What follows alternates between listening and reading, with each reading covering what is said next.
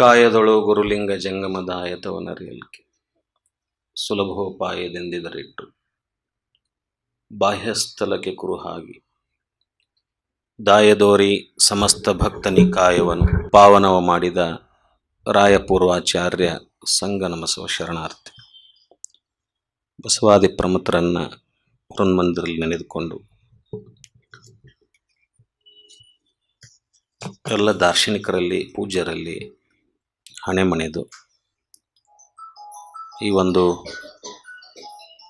ಪವಿತ್ರವಾದ ಅನುಭವ ಮಾಲಿಕೆ ಕಾರ್ಯಕ್ರಮದಲ್ಲಿ ನೆರೆದು ಬಂದಂಥ ಎಲ್ಲ ಶರಣ ತಂದೆ ತಾಯಿಗಳಲ್ಲಿ ನನ್ನ ಭಕ್ತಿಯ ಶರಣಾರ್ಥಿಗಳು. ಕಳೆದ 4 ಉಪನ್ಯಾಸಗಳಲ್ಲಿ ನಾವು ಶೂನ್ಯದ ಕುರಿತು ಚರ್ಚೆಯನ್ನು ಮಾಡ್ಕೊಂಡು ಬಂದಿದ್ದೇವೆ. ಇದರ ಕುರಿತು ಕಾಯದೊಳು ಗುರುಲಿಂಗ ಜಂಗಮದಾಯತವನರಿಯಲ್ಕೆ ಸುಲಭೋಪಾಯದೆಂದಿದರಿಟ್ಟು ಬಾಹ್ಯಸ್ಥಲಕ್ಕೆ ಕುರುಹಾಗಿ ದಾಯದೋರಿ ಸಮಸ್ತ ಭಕ್ತನಿ ಕಾಯವನು ಪಾವನವ ಮಾಡಿದ ರಾಯಪೂರ್ವಾಚಾರ್ಯ ಸಂಗನಮಸವ ಶರಣಾರ್ಥಿ. ಬಸವಾದಿ ಪ್ರಮುಖರನ್ನು ಹೃನ್ಮಂದಿರಲ್ಲಿ ನೆನೆದುಕೊಂಡು ಎಲ್ಲ ದಾರ್ಶನಿಕರಲ್ಲಿ ಪೂಜ್ಯರಲ್ಲಿ ಹಣೆ ಮಣೆದು ಈ ಒಂದು ಪವಿತ್ರವಾದ ಅನುಭವ ಮಾಲಿಕೆ ಬಹುಶಃ ಇಡೀ ಪ್ರಪಂಚಾದ್ಯಂತ ಈ ಸೃಷ್ಟಿ ರಚನೆಗೆ ಕಾರಣೀಕರ್ತ ಆಗಿರ್ತಕ್ಕಂಥ ಆ ಮಹಾಸ್ಥಿತಿಯ, ಆ ಮಹಾಶಕ್ತಿಯ, ಆ ಮಹಾ ಚೈತನ್ಯದ, ಆ ಮಹಾ ಬೆಳಕಿನ ಕುರಿತು ಶರಣರು ಭಾಳಷ್ಟು ತಮ್ಮ ವಿಚಾರಗಳನ್ನು ಈ ಜಗತ್ತಿಗೆ ಕೊಟ್ಟೋಗಿದ್ದಾರೆ.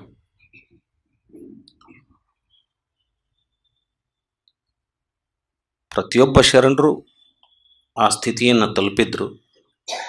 ಆ ಸ್ಥಿತಿ ತಲುಪಿದ ನಂತರ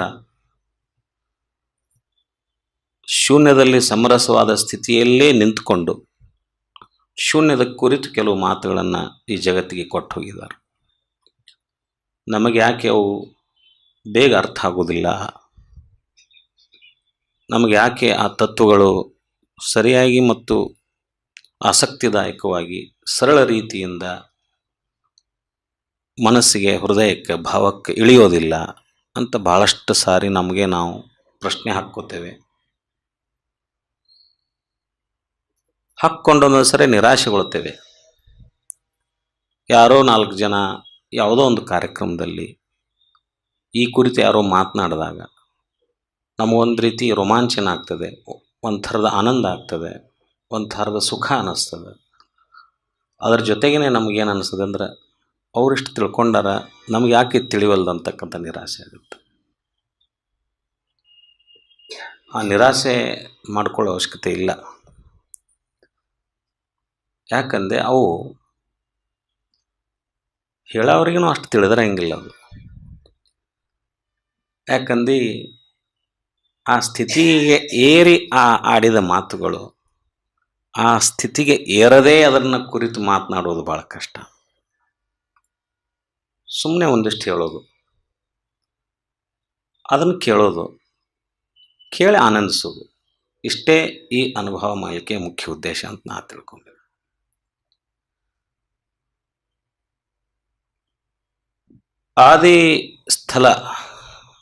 ಆದಿ ಸ್ಥಳದಿಂದ ಮಹಾಲಿಂಗ ಸ್ವರೂಪದಿಂದ ಈ ಜಗತ್ ಸೃಷ್ಟಿಯ ರಚನೆ ಪ್ರಾರಂಭ ಆಯಿತು. ಆ ಆದಿ ಸ್ಥಳಕ್ಕೆ ನಾವು ಮಹಾಲಿಂಗ ಅಂತ ಶರಣರು ಕರೆದ್ರು. ಆ ಆದಿ ಸ್ಥಳದಲ್ಲಿ ಬಂದು ಆ ಮಹಾಲಿಂಗದಿಂದ ಜಗತ್ ಸೃಷ್ಟಿಯ ರಚನೆ ಪ್ರಾರಂಭ ಆಯಿತು. ಅದಕ್ಕಿಂತ ಮೊದಲಿನ ಸ್ಥಿತಿಯಲ್ಲಿ ಅದು ಪ್ರಾರಂಭ ಆಗಿತ್ತು. ಪ್ರಾರಂಭ ಆದರೂ ಪ್ರಕಟಗೊಳ್ಳುತ್ತಿರಲಿಲ್ಲ.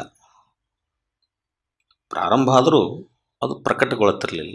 ಸಹಜ ಸ್ಥಳದಲ್ಲಿ ಅನುಲಿಂಗ ಅಂತ ಕರಿತೇವಲ್ಲ, ಆ ಅನುಲಿಂಗದಲ್ಲಿಯೂ ಕೂಡ ಜಗತ್ತಿತ್ತು, ಸೃಷ್ಟಿ ಇತ್ತು. ಅದರಲ್ಲಿ ಸೃಷ್ಟಿ ಇತ್ತು. ಆ ಸೃಷ್ಟಿ ಇದ್ದರೂ ಕೂಡ ಅದು ಜಗತ್ತಿಗೆ ಗೋಚರ ಆಗದೇ ಇರುವಂಥ ಸ್ಥಿತಿಯಲ್ಲಿದ್ದಾಗ ಅದಕ್ಕೆ ನಾವು ಅನುಲಿಂಗ ಅಂತ, ಸಹಜ ಸ್ಥಿತಿ ಅಂತ. ಆ ಸಹಜ ಸ್ಥಿತಿನೇ ಇವೆಲ್ಲವಕ್ಕೂ ಮೂಲ ಕಾರಣವಾಗಿ ಮತ್ತದಕ್ಕೆ ಬರ್ತೇವೆ ನಾವು. ಆ ಸಹಜ ಸ್ಥಿತಿನೇ ಇವೆಲ್ಲದಕ್ಕೂ ಮೂಲ ಕಾರಣವಾಗಿ ಹಂತ ಹಂತವಾಗಿ ತನ್ನ ರೂಪವನ್ನು ಬದಲಿಸಿಕೊಂಡು ಕೊನೆಗೆ ಆದಿಸ್ಥಳಕ್ಕೆ ಬಂದು ನಿಲ್ತದೆ. ಕಳೆದ ವಾರ ನಾನು ಆ ವಚನವನ್ನು ಓದಿದ್ದೆ ಅಷ್ಟೆ.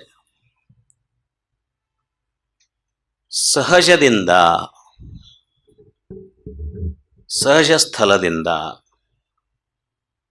ನಿರಾಲಂಬವಾಯಿತು ಅಂದರೆ ಸಹಜ ಸ್ಥಳ ಸ್ಥಿತಿಯಿಂದ ಅದು ನಿರಾಲಂಬ ಸ್ಥಿತಿಗೆ ಬಂತು. ಅಷ್ಟು ಬದಲಾವಣೆ ಆಯಿತು. ನಿರಾಲಂಬದಿಂದ ನಿರಾಳವಾಯಿತು. ನಿರಾಲಂಬ ಸ್ಥಳದಿಂದ ಅದು ನಿರಾಳ ಸ್ಥಿತಿಗೆ ಬಂತು. ಅದಕ್ಕೂ ಏನು ವ್ಯತ್ಯಾಸ ರೀ? ವ್ಯತ್ಯಾಸ ಬಹಳ ಇಲ್ಲ. ವ್ಯತ್ಯಾಸ ಇದೆ, ಆ ವ್ಯತ್ಯಾಸ ನಮಗೆ ಕಣ್ಣಿಗೆ ಕಾಣೋದಿಲ್ಲ. ಆದ ಸ್ಥಿತಿಯಂತೂ ಬದಲಾಗಿದೆ. ಅದೇನು ನಾವು ಸಹಜ ಸ್ಥಳದಲ್ಲಿ ಅನುಲಿಂಗ ಅಂತ ಕರಿತಿದ್ವಿ, ಅನುಲಿಂಗ ಅಂದಾಗ ಅಲ್ಲಿ ಏನೂ ಇಲ್ಲ, ಬೇರೆ ಏನೂ ಇಲ್ಲ.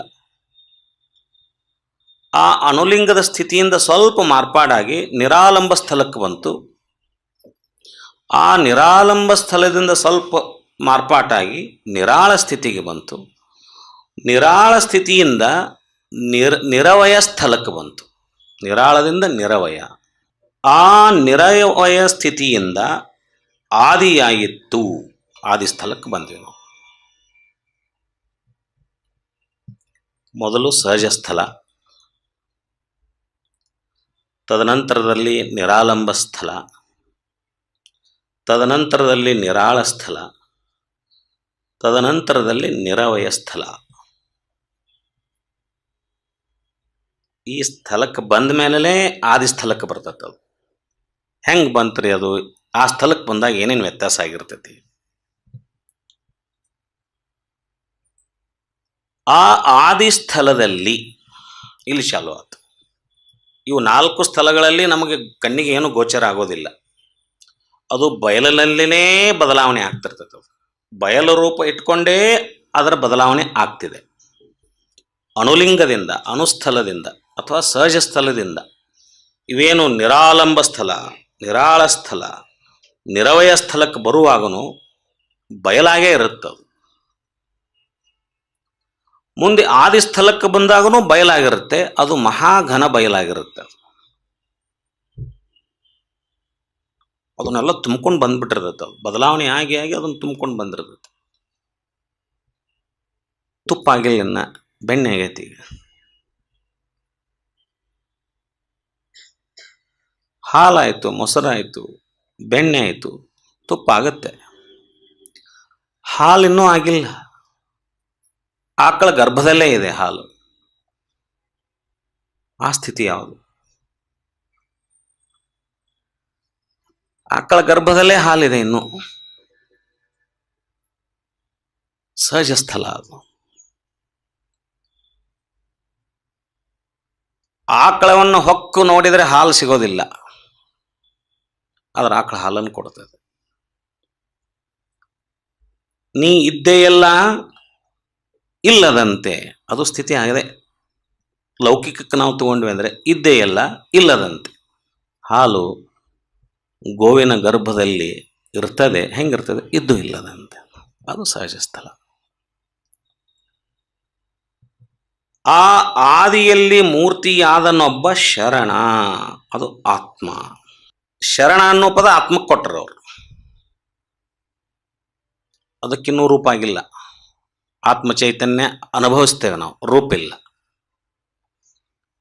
ಅದರ ಎಕ್ಸಿಸ್ಟೆನ್ಸನ್ನು ಅನುಭವಿಸ್ಲಿಕ್ಕೆ ಪ್ರಾರಂಭ ಮಾಡಿದ್ವಿ. ಆತ್ಮ, ಶರೀರದೊಳಗೆ ಆತ್ಮ ಐತಿ, ಅದು ಚೈತನ್ಯ ಐತಿ, ಫೀಲ್ ಐತಿ, ಅದು ಕಣ್ಣಿಗೆ ಕಾಣೋದಿಲ್ಲ, ಆದರೆ ದೇಹಾದಿ ಕ್ರಿಯೆಗಳ ಮೂಲಕ ಆತ್ಮ ಚೈತನ್ಯದ ಅಸ್ತಿತ್ವ ಗೋಚರ ಆಗ್ತದೆ, ಅಗೋಚರ ರೂಪದಲ್ಲಿ ಗೋಚರ ಆಗ್ತದೆ. ಇಲ್ಲಂತ ಹೆಂಗಂತೇವೆ, ಕಣ್ಣಿಗೆ ಕಂಡಿಲ್ಲ, ಮತ್ತು ಇರಲಿಲ್ಲ ಅಂದ್ರೆ ಇದೆಲ್ಲ ನಡೀತಿತ್ತೆ ಹಾಕಿದ್ದು ಚಟುವಟಿಕೆ. ಆತ್ಮ ಚೈತನ್ಯ ದೇಹದೊಳಗಿದ್ದಾಗನೇ ಐತಿ. ಆತ್ಮ ಚೈತನ್ಯ ತೋರ್ಸಂದ್ರೆ ತೋರ್ಸ್ಲಿಕ್ಕೆ ಬರೋದಿಲ್ಲ. ಐತಂತ ಹೆಂಗೆ ಹೇಳ್ತೀರಿ? ದೇಹ ಕ್ರಿಯಾದಿಗಳನ್ನು ಮಾಡಾಕತೈತಿ, ಅದಕ್ಕೆ ಅದು ಐತಿ ಅಂತ ಹೇಳ್ತೇವೆ. ಅಲ್ಲಿ ಶರಣ ಆತ್ಮತತ್ವ ಬಂತು. ಆ ಶರಣನ ಮೂರ್ತಿಯಿಂದ ಇಲ್ಲಿ 5 ಭೂತಗಳು, 5 ತತ್ವಗಳು ಬಂದು, ಪೃಥ್ವಿ, ಅಪ್ಪು, ತೇಜು, ವಾಯು, ಇವೆಲ್ಲ 5 ತತ್ವಗಳು ಎಲ್ಲಿಂದ ಹುಟ್ಟಿದು? ಆತ್ಮತತ್ವದಿಂದ ಹುಟ್ಟಿದು.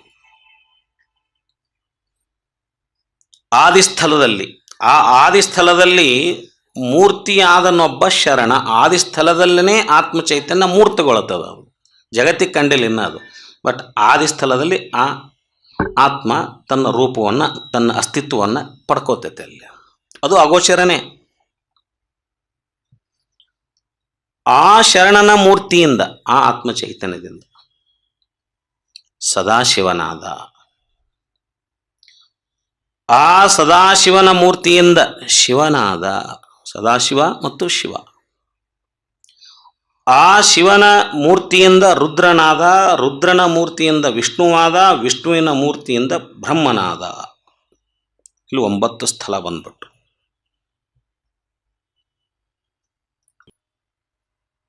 ಆ ಬ್ರಹ್ಮನ ಮೂರ್ತಿಯಿಂದಲಾದವು ಸಕಲ ಜಗತ್ತು, ಜೀವ ಜಂತುಗಳೆಲ್ಲ. ಬ್ರಹ್ಮ ಯಾರು, ವಿಷ್ಣು ಯಾರು, ಸದಾಶಿವ ಯಾರು, ಶಿವ ಯಾರು, ರುದ್ರ ಯಾರು? ಶರಣರ ವಚನಗಳ ಪ್ರಕಾರ ಇವು ಯಾರು? ಆ ಸಕಲ ಜಗತ್ತು ಜೀವ ಜಂತುಗಳೆಲ್ಲ ನಮ್ಮ ಗುಹೇಶ್ವರ ಲಿಂಗದ ಕರಸ್ಥಲದ ಹಂಗಿನಲ್ಲಿ ಹುಟ್ಟಿ ಬೆಳೆದರು.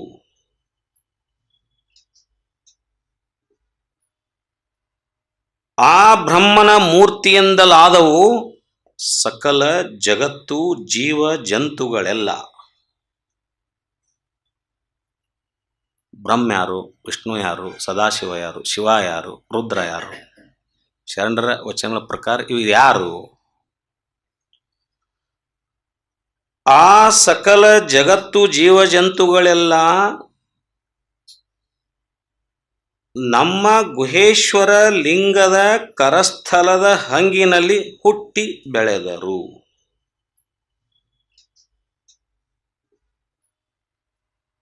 ಆ ಬ್ರಹ್ಮನ ಮೂರ್ತಿಯಿಂದಲಾದವು ಸಕಲ ಜಗತ್ತು ಜೀವ ಜಂತುಗಳೆಲ್ಲ. ಬ್ರಹ್ಮ ಯಾರು, ವಿಷ್ಣು ಯಾರು, ಸದಾಶಿವ ಯಾರು, ಶಿವ ಯಾರು, ರುದ್ರ ಯಾರು? ಶರಣರ ವಚನಗಳ ಪ್ರಕಾರ ಇವು ಯಾರು? ಆ ಸಕಲ ಜಗತ್ತು ಜೀವ ಜಂತುಗಳೆಲ್ಲ ನಮ್ಮ ಗುಹೇಶ್ವರ ಲಿಂಗದ ಕರಸ್ಥಲದ ಹಂಗಿನಲ್ಲಿ ಹುಟ್ಟಿ. ಗುಹೇಶ್ವರನ ಲಿಂಗದ ಕರಸ್ಥಲದ, ಗುಹೇಶ್ವರ ಲಿಂಗ ಅಂದ್ರ ಮತ್ತೆ ಅದೇ ಶೂನ್ಯ ಸ್ಥಿತಿ. ಅದೇ ಶೂನ್ಯ ಸ್ಥಿತಿಗೆ ಮೂರ್ತಿ ರೂಪ ಕೊಟ್ಟು ಹೇಳಿದರು, ಸಾಕಾರ ರೂಪ ಕೊಟ್ಟು ಹೇಳಿದರು. ಅದಕ್ಕೆ ರೂಪ ಕೊಟ್ಟು ಹೇಳಿದಾಗ ಅದಕ್ಕೊಂದು ಕರಸ್ಥಲ ಬಂತು. ಆ ಕರಸ್ಥಲದ ಹಂಗಿನಲ್ಲಿ ಇವೆಲ್ಲ ಹುಟ್ಟಿದ್ವು ಅಂತ. ಆ ಕರಸ್ಥಲ ಹಂಗಿನಾಗ ಇರುವುದು, ಆ ಕರಸ್ಥಲ ಇರುವುದೇನು? ಆ ಸಹಜ ಸ್ಥಿತಿಯ ಶೂನ್ಯ ಸ್ಥಿತಿಯೇ ನಮ್ಮ ದೇಹದಲ್ಲಿರ್ತಕ್ಕಂಥ ಆತ್ಮ ಚೈತನ್ಯ. ಆತ್ಮ ಚೈತನ್ಯಕ್ಕೆ ಆಶ್ರಯ ಕೊಟ್ಟಿದ್ದು ಶರೀರ. ಆ ಶರೀರದ ಕ್ರಿಯಾದಿಗಳ ಮೂಲಕ ಶರೀರದ ಕರಸ್ಥಲದಲ್ಲಿ ಕುರುಹಾಗಿ ಬಂದು ನಿಂತಹ ಇದೇನು ಅಣುಲಿಂಗ ಇದೆಯಲ್ಲ, ಅಣುಲಿಂಗದ ಸ್ಥಿತಿನೇ ಅದು. ಇದರ ಹಂಗಿನಲ್ಲಿ ಮ್ಯಾಲೇನು ಹೇಳಿದ್ವಲ್ಲ ಅವೆಲ್ಲ ಹುಟ್ಟಿದ್ವು ಅಂತ ಹೇಳಿದ್ರು. ಸಹಜ ಸ್ಥಳದಲ್ಲಿ ಯಾವ ರೀತಿ ಇರುತ್ತದು? ಸುಮ್ಮನೆ 1-2 ನಿಮಿಷ ವಿಚಾರ ಮಾಡಿ ಹೋಗ್ಬಿಡು. ಸಹಜ ಸ್ಥಳದಲ್ಲಿ, ಈ ಮಹಾಶೂನ್ಯದ ಸಹಜ ಸ್ಥಳದ ಸ್ಥಿತಿಯಲ್ಲಿ ಈ ಸ್ಥಿತಿ ಹೆಂಗಿರುತ್ತಂದ್ರೆ ಇದು ಯಾವುದರ ಮೇಲೂ ಯಾವ ಕಾರಣಕ್ಕೂ ಅವಲಂಬಿತ ಆಗಿರೋದಿಲ್ಲ. ನೋ ಡಿಪೆಂಡೆನ್ಸ್, ಸ್ವತಂತ್ರ, ಯಾವುದಕ್ಕೂ ಇದು ಅವಲಂಬಿತ ಆಗಿಲ್ಲ. ಶರೀರದಲ್ಲಿ ಹೆಂಗ ಅಣುಚಕ್ರ ಯಾವುದ್ರ ಮೇಲೂ ಅವಲಂಬಿತ ಆಗಿಲ್ವೋ ಹಂಗೆ ಈ ಸಹಜ ಸ್ಥಳ ಅನ್ನೋದೇನಿದೆಯಲ್ಲ, ಇದಕ್ಕೆ ಅಣುಲಿಂಗ ಅಂತ ಕರೀತಾರೆ. ಆ ಸ್ಥಳಕ್ಕೆ ಹೆಸರು ಕೊಟ್ಟಿದ್ದು ಅಣುಲಿಂಗ ಅಂತ. ಆ ಅಣುಲಿಂಗ ಹೆಂಗಿರುತ್ತಂದ್ರೆ ಇದು ಯಾವುದನ್ನೂ ಯಾವ ಕಾರಣಕ್ಕಾಗೂ ಯಾವ ಕಾಲದಲ್ಲೂ ಯಾರನ್ನೂ ಅವಲಂಬಿಸದೆ, ಯಾವುದೇ ರಂಜನೆ ಇಲ್ಲದೆ ಪರಿಶುದ್ಧವಾಗಿರ್ತಕ್ಕಂತಹ ಒಂದು ಚೈತನ್ಯ. ರಂಜನೆ ಇಲ್ಲ, ರಂಜನೆ ರಹಿತ. ರಂಜನೆ ಅಂದ್ರೆ ಇದೆಲ್ಲ ಬಂತು. ರಂಜನೆ ಇಲ್ಲ, ಯಾವುದ್ರ ಮೇಲೂ ಅವಲಂಬನೆ ಇಲ್ಲ, ಕೇವಲ ಪರಿಶುದ್ಧವಾಗಿರ್ತಕ್ಕಂಥ ಒಂದು ಸ್ಥಿತಿ, ಪರಿಶುದ್ಧವಾಗಿರ್ತಕ್ಕಂಥ ಸ್ಥಿತಿ. ನಾವು ಯಾವಾಗಲೂ ಒಮ್ಮೆ ಅದನ್ನು ಅನುಭವಿಸ್ತಿರ್ತೇವೆ. ಆಗಲೇ ಪ್ರಾರ್ಥನೆ ಮಾಡಿದಾಗ ಪ್ರಭುಲಿಂಗಲೀಲೆ ಪದ್ಯಗಳನ್ನು ನಾವು ಭಾಳ ಭಾವುಕರಾಗಿ ಕೇಳೋ ಸಂದರ್ಭದಲ್ಲಿ ಒಂದು 10 ಸೆಕೆಂಡು 5 ಸೆಕೆಂಡು ಎಲ್ಲವನ್ನೂ ಮರೆತು ಆನಂದದ ಸ್ಥಿತಿಗೆ ತಲುಪಿರ್ತೇವಲ್ಲ, ಅದು ನಾವು ಸದಾವ ಕಾಲ ಬದುಕಿನುದ್ದಕ್ಕೂ ಅದೇ ಆನಂದವನ್ನು, ಅದೇ ಸಂತೃಪ್ತಿಯನ್ನು ಪಡೆಯೋದಕ್ಕೆ ಶೂನ್ಯ ಸಂಪಾದನೆ ಅಂತ. ಅದೇ ಸ್ಥಿತಿ ಮುಟ್ಟೋದು. ಆ ಪ್ರಕಟಿತ ರೂಪದಲ್ಲಿರ್ತಕ್ಕಂಥ ಆ ಸ್ಥಿತಿಯನ್ನು ಏರಿದಂಥ ಶರಣರ ಕುರಿತು ನಾವು ಪ್ರಾರ್ಥನೆ ಮಾಡುವಾಗ ನಮ್ಮ ಭಾವದಲ್ಲಿ ಏನೋ ಒಂಥರದ ರೋಮಾಂಚನ ಆಗಿ ಎಲ್ಲವನ್ನೂ ಮರೆತು, ಎಲ್ಲವನ್ನೂ ನನ್ನನ್ನೂ ನಾ ಮರೆತುಕೊಂಡು ಕೇಳುವ ಸ್ಥಿತಿ ಇದ್ದಾಗ ಅಲ್ಲಿ ದೊರಕಬಹುದಾಗಿರ್ತಕ್ಕಂಥ ಆನಂದ ಏನಿದೆಯಲ್ಲ, ಅದು ಪರಮಶಾಂತಿಯ ಆನಂದ. ಇದನ್ನು ಪಡಿಲಿಕ್ಕೆ ನಾವೆಲ್ಲರೂ ಹಪ್ಪಪಿಸ್ತಿರ್ತೇವೆ. ಇದನ್ನು ಪಡಿಲಿಕ್ಕೆ ಈ ಜಗತ್ತಿನ ಚಟುವಟಿಕೆ ನಡೆದದಾವು. ಆದರೆ ಏನು ಪಡಿಲಿಕ್ಕೆ ನಾವು ಮಾಡಕತ್ತೇವೆ ಅನ್ನೋದು ನಾವು ಮರ್ತು ಹೋಗಿಬಿಟ್ಟೇವೆ. ಪಡಿಲಿಕ್ಕೆ ಏನು ಹುಡುಕಾಕತ್ತೇವಿ ಅನ್ನೋದು ಮರ್ತು ಹುಡುಕಾಕತ್ತೇವೆ. ಏನು ಕಳ್ಕೊಂಡೇವಿ ಅನ್ನೋದನ್ನ ಮರ್ತು ಏನೋ ಹುಡುಕಾಡಕತ್ತೇವಿ. ಯಾವ ಸ್ಥಳವನ್ನ ಮರ್ತು ಆ ಸ್ಥಳವನ್ನು ಹುಡುಕಾಡಕತ್ತೇವಿ. ಯಾವುದೇ ಸ್ಥಳದಿಂದ ಬಂದೇವಿ, ಯಾವ ಸ್ಥಳದಿಂದ ಬಂದೇವಿ ಅನ್ನೋದು ಗೊತ್ತಿಲ್ಲ, ಮರಿವಾಗೈತಿ. ಆದ್ರೆ ಅದು ಅಂತರಂಗದ ಅರಿವಿನಲ್ಲಿ ಆ ಸೆಳೆತ ಐತಿ ನಮ್ಗೆ ಅಲ್ಲಿ ಹೋಗ್ಬೇಕಂತ. ಆದ್ರೆ ಅಲ್ಲಿ ಹೋಗ್ಬೇಕನ್ನೋ ಸೆಳೆತ ಐತಿ, ಆದ್ರೆ ಎಲ್ಲಿಗೆ ಅನ್ನೋದು ಗೊತ್ತಿಲ್ಲಲ್ಲ. ಅದಕ್ಕೆ ಇದೆಲ್ಲ ಕಷ್ಟ. ಆ ಸ್ಥಿತಿ ಈ ಸಹಜ ಸ್ಥಳದ ಅಣುಲಿಂಗವನ್ನ ಸರ್ವಶೂನ್ಯ ನಿರಾಲಂಬ ಸ್ಥಳ ಅಂತಾರೆ. ಇದಕ್ಕೆ ಸರ್ವಶೂನ್ಯ ನಿರಾಲಂಬ ಸ್ಥಳ. ಈ ಸರ್ವಶೂನ್ಯ ನಿರಾಲಂಬ ಸ್ಥಳ ಅಂತ ಕರೆಯೋಕ್ಕಿಂತ ಮುಂಚೆ ಇದು ಸಹಜ ಸ್ಥಳದಲ್ಲಿತ್ತು, ಅಣುಲಿಂಗವಾಗಿತ್ತು. ಆ ಅಣುಲಿಂಗನೇ ಬಹಳ ನಮಗೆ ಬದಲಾವಣೆ ಗೋಚರಿಸಲಾರದನೆ, ಏನೂ ಬದಲಾವಣೆ ಆಗಿಲ್ಲ ಅನ್ನೋ ರೀತಿಯಲ್ಲಿ ಬದಲಾವಣೆ ಆಗಿದೆ. ಅದಕ್ಕೆ ಅದೇನಾಯಿತು? ನಿರಾಲಂಬ ಸ್ಥಳವಾಗಿತ್ತು. ಆ ಸ್ಥಳಕ್ಕೆ ನಿರಂಜನ ಲಿಂಗ ಅಂತ ಹೆಸರಿಟ್ರು. ಮೊದಲು ಸಹಜ ಸ್ಥಳಕ್ಕೆ ಯಾವ ಹೆಸರಿಟ್ರು? ಅಣುಲಿಂಗ ಅಂತ ಕರೆದ್ರು ಶರಣರು. ಆ ಅಣುಲಿಂಗ ಮುಂದೇನಾಯಿತು? ನಿರಂಜನ ಲಿಂಗವಾಯಿತು. ನಿರಾಲಂಬದಿಂದ ಆ ನಿರಾಲಂಬನ ನಿರಂಜನ ಲಿಂಗ, ಆ ನಿರಂಜನ ಲಿಂಗದಿಂದ ನಿರಾಳವಾಗಿತ್ತು.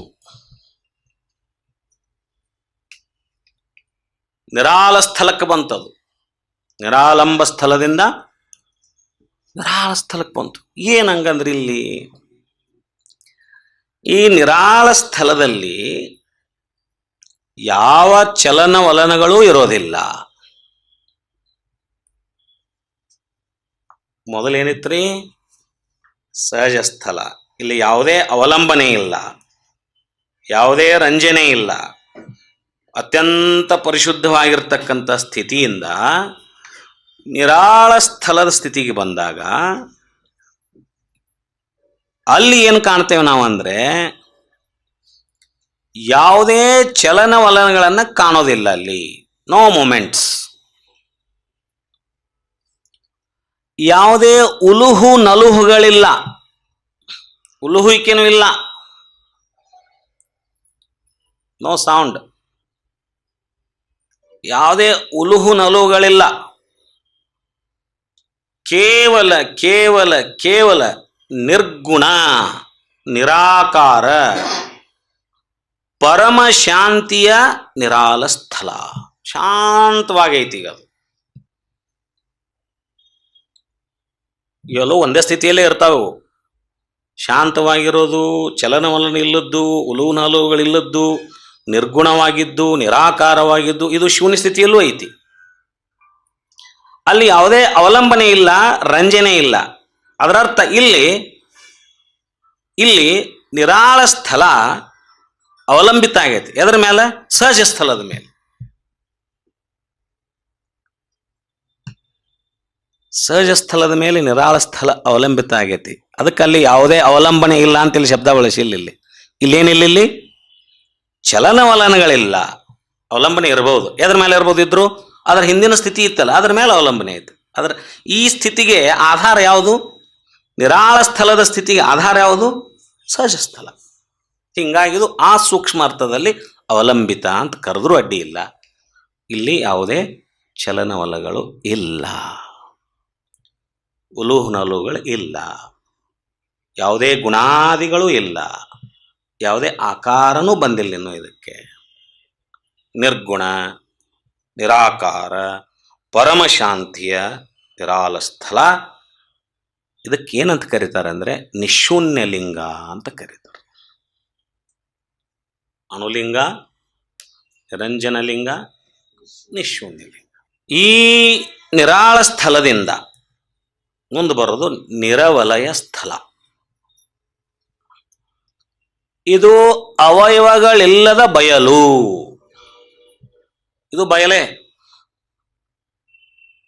ಇಲ್ಲಿ ಅವಯವಗಳು ಇಲ್ಲಿ ಈ ಸ್ಥಿತಿಯಲ್ಲಿ ಆ ಲಿಂಗಕ್ಕೆ ಅವಯವಗಳಿಲ್ಲ.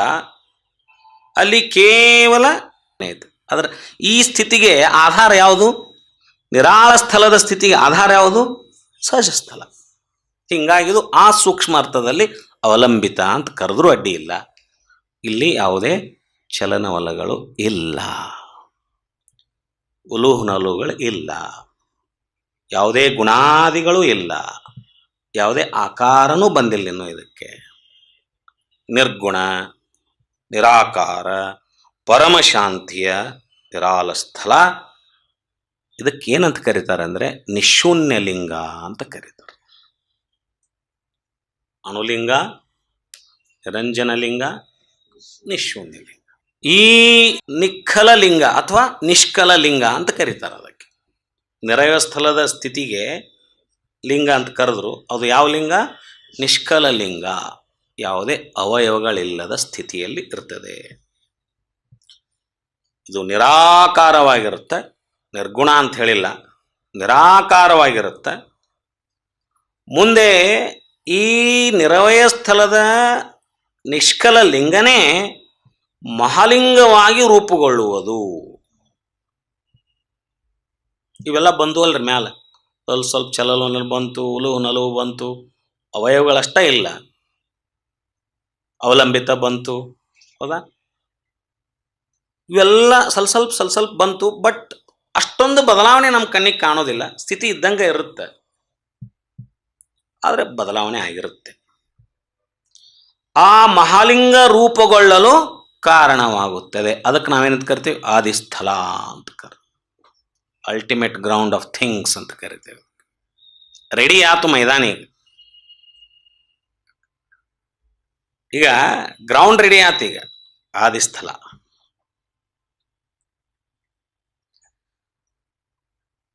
ಇದರಿಂದಾಗಿ ತನ್ನ ಲಿಂಗ ಲೀಲಾ ವಿಲಾಸಕ್ಕಾಗಿ ಅಥವಾ ಸ್ವಲೀಲಾನಂದಕ್ಕಾಗಿ ಆ ಮಹಾಲಿಂಗ ಒಂದು ಸ್ವಲ್ಪ ಅದಕ್ಕೆಲ್ಲ ಮ್ಯಾಲ ಬಂದು ಅಲ್ರಿ, ಒಂದಿಷ್ಟು ಗುಣಾದಿಗಳು ಕೂಡಿದ್ವಲ್ಲ, ಸ್ವಲ್ಪ ಆ ಸ್ಥಿತಿಯಿಂದ ಈ ಸ್ಥಿತಿ ಬದಲಾವಣೆ ಆದಾಗ ತನ್ನ ಸ್ವಲೀಲಾನಂದಕ್ಕಾಗಿ ಜ್ಞಾನ ಚಿತ್ತು ಉದಯವಾಗುವುದು. ಅಲ್ಲಿ ಜ್ಞಾನ ಚಿತ್ತು ಅನ್ನೋದು ಮೊನ್ನೆ ಹೇಳಿದ್ನಲ್ಲ, ಚಿತ್ತು ಅರಿವು, ಅದೊಂದು ಜಗತ್ತನ್ನ ಬೆಳಗಿಸ್ಲಿಕ್ಕೆ ಕಾರಣಕರ್ತರಾಗಿ ಜಗತ್ತಿಗೆ ಬೆಳಕನ್ನು ಕೊಟ್ಟು ಜಗತ್ತಿಗೆ ತಾನು ಕಣ್ಣಿಗೆ ಕಾಣದಂತೆ ತೋರದಿರುವಂತೆ ಇರತಕ್ಕಂಥ ಒಂದು ಜ್ಞಾನ ಚಿತ್ತು. ಅದಕ್ಕೆ ಅಭಿಲಾಷೆ ಅಂತ ಕರೀತಾರೆ. ಆ ಅಭಿಲಾಷೆ ಉತ್ಪನ್ನ ಆಕತ್ತೆ ಅಲ್ಲಿ ಮಹಾಲಿಂಗದ ಸ್ಥಿತಿಯಲ್ಲಿ. ಒಂದು ಅಭಿಲಾಷೆ, ಒಂದೇನೋ ಜ್ಞಾನ ಬಂತು, ಒಂದು ಚಿತ್ತು ಬಂತು, ಒಂದು ಅರಿವು ಬಂತು. ಆ ಜ್ಞಾನ ಚಿತ್ತುವಿಗೆನೆ ಶರಣರೇನಂದ್ರ ಬಸವಣ್ಣ ಅಂತ ಹೆಸರಿಟ್ಟಾರ. ಮುಂದೆ ಬರುತ್ತದೆ ಒಂದು ವಚನದಲ್ಲಿ, ಆ ಜ್ಞಾನ ಚಿತ್ತುವಿಗೆ ಬಸವಣ್ಣ ಅಂತ. ಆ ಜ್ಞಾನ ಚಿತ್ತುವಿನಿಂದ ಅಂದ್ರೆ ಯಾರು? ಬಸವಣ್ಣವರಿಂದ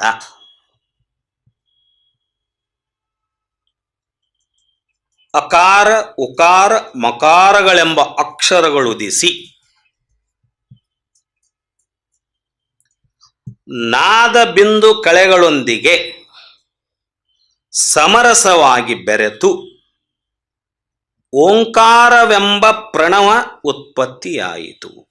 ಆದಿ ಬಸವಣ್ಣ ಅನಾದಿಲಿಂಗವೆಂಬರು ಹುಸಿ ಹುಸಿ ಈ ನುಡಿಯ ಕೇಳಲಾಗದು. ಅನಾದಿ ಬಸವಣ್ಣ ಆದಿಲಿಂಗ, ಲಿಂಗವು ಹುಟ್ಟಿತ್ತು ಬಸವಣ್ಣನ ಉದರದಲ್ಲಿ. ಇಲ್ಲಿ ಬಂತು ಆ ಓಂಕಾರದ ಉತ್ಪತ್ತಿಯಿಂದ. ಓಂಕಾರ ಇಲ್ಲಿ ಹುಟ್ಟಿತು. ಅ ಉ ಮ ಅಕ್ಷರಗಳು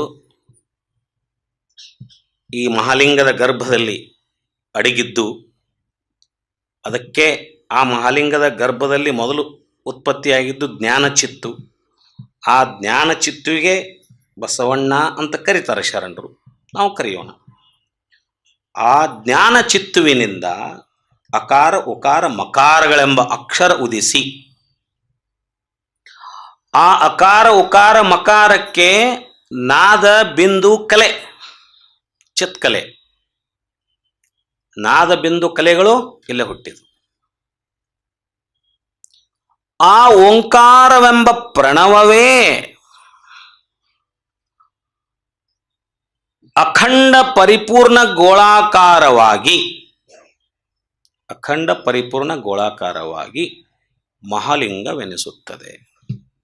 ಆ ಮಹಾಲಿಂಗವೇ ಸೃಷ್ಟಿ ರಚನೆಯ ಆದಿಸ್ಥಳವಾಗಿ ಇದನ್ನು ಆತ್ಮ ಅಥವಾ ಶರಣನೆಂದು ಕರೆಯುವುದುಂಟು. ಈ ಆತ್ಮತತ್ವ ಬರೋಕ್ಕಿಂತ ಮುಂಚೆಕ ಅವುಮಾಕ್ಷರಗಳು ಬಂದು, ಆ ಅವುಮಾಕ್ಷರಗಳ ಜೊತೆ ಜೊತೆಗೆ ನಾದಬಿಂದು ಕಲೆಗಳು ಬಂದು ಅವು ಬಸವಣ್ಣನ ಗರ್ಭದಲ್ಲಿ ಹುಟ್ಟಿ ಬಂದು, ಬಸವಣ್ಣ ಅಂದ್ರೆ ಯಾರು? ಜ್ಞಾನ ಚಿತ್ತು. ಆ ಜ್ಞಾನ ಚಿತ್ತು ಬಸವಣ್ಣ, ಬಸವಣ್ಣ ಅಂದ್ರೆ ಜ್ಞಾನ ಚಿತ್ತು. ಆ ಜ್ಞಾನ ಚಿತ್ತುವಿನಲ್ಲಿ ಮೊದಲು ಉದಯ ಆಗಿದ್ದು ಅಕಾರ ಉಕಾರ ಮಕಾರ ಪ್ರಣವಾಕ್ಷರಗಳು. ಅದರಿಂದ ಓಂಕಾರ ಉತ್ಪನ್ನ ಆಯಿತು. ಆ ಪರಿಪೂರ್ಣ ಗೋಳಾಕಾರವಾದ ಮಹಾಲಿಂಗ ಆಗಲಿಕ್ಕೆ ಆ ಓಂಕಾರ ಬೇಕು.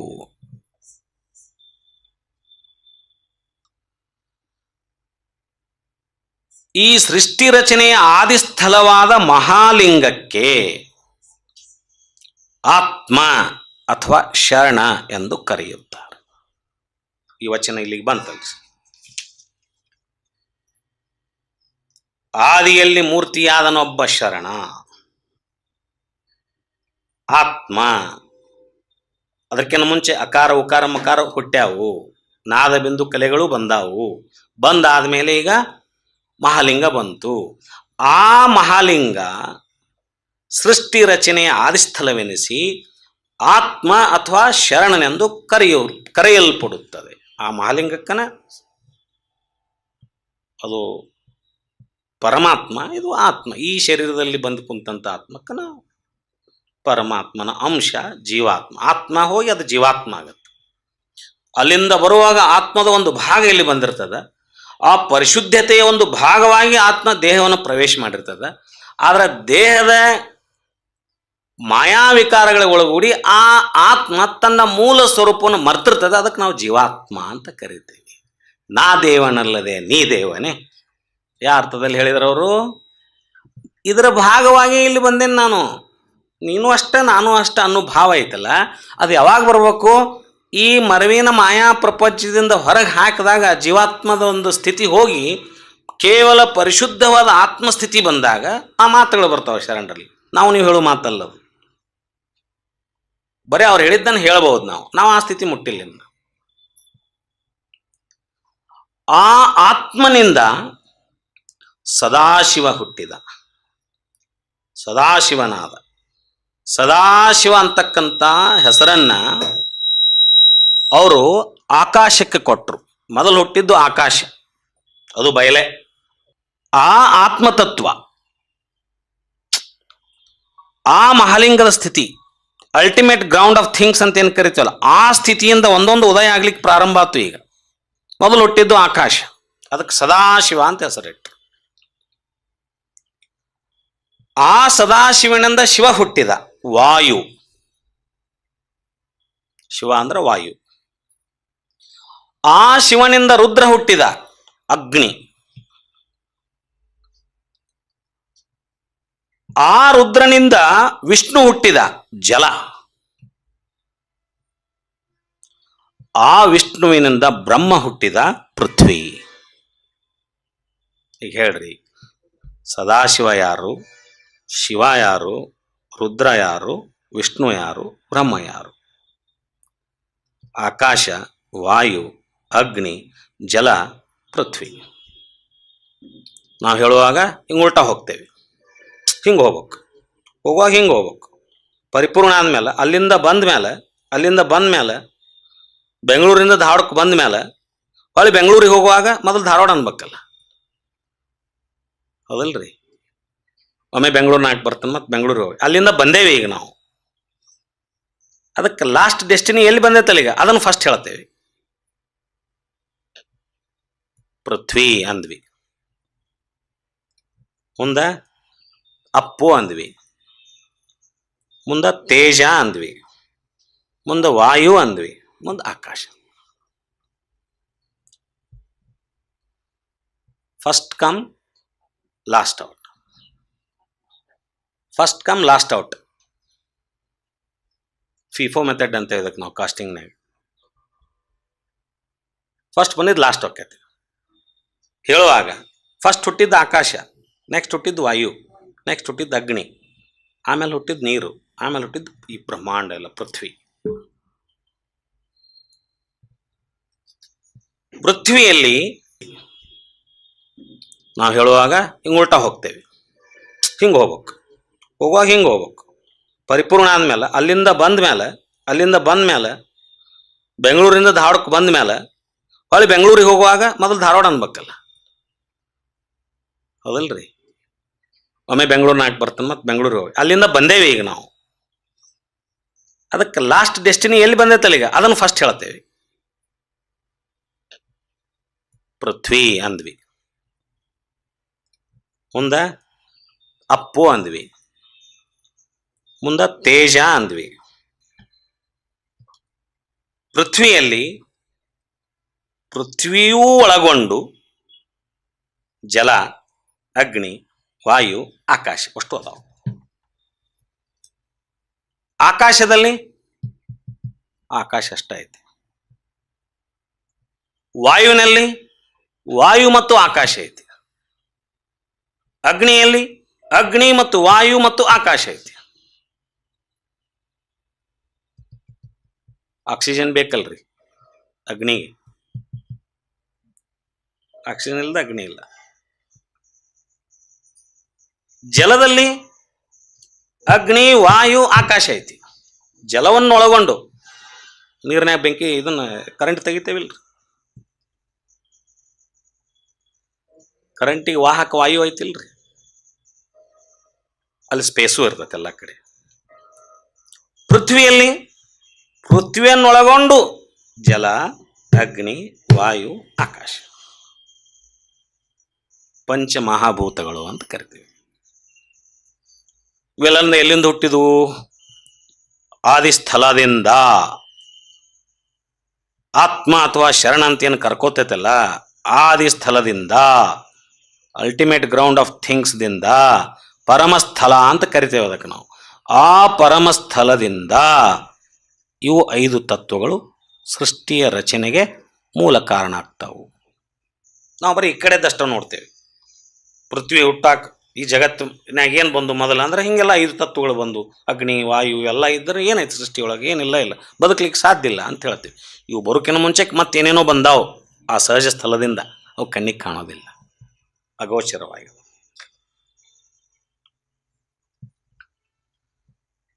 ಆದಿ ಆಧಾರವಿಲ್ಲದಂದು, ಈಗ ಬರೋಣ ವಚನಕ್ಕೆ.